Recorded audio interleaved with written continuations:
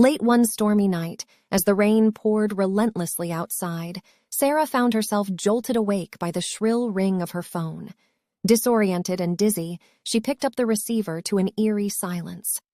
Unease settled in as she glanced at the clock, realizing it was 3 a.m., the witching hour.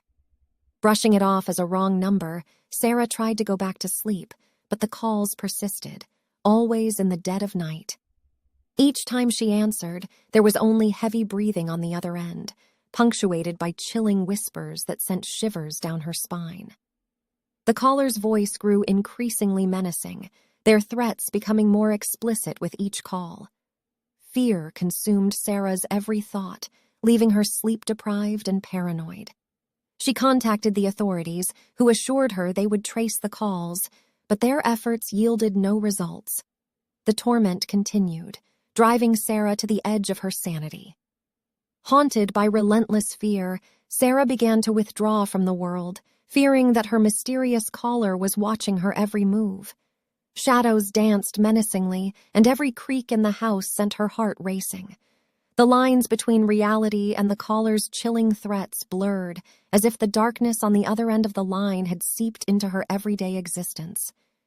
Determined to regain control of her life, Sarah hatched a plan to confront the unknown caller. Armed with courage and a sense of desperation, she set a trap.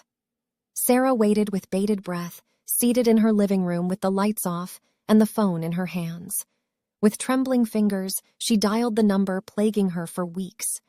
The phone connected, and Sarah could hear the phone ring in her phone. She could also hear a phone ringing from her bedroom. Sarah slowly crept towards her bedroom, her heart pounding in her chest. She slowly opened the door and saw a figure hunched over the phone, their back to Sarah.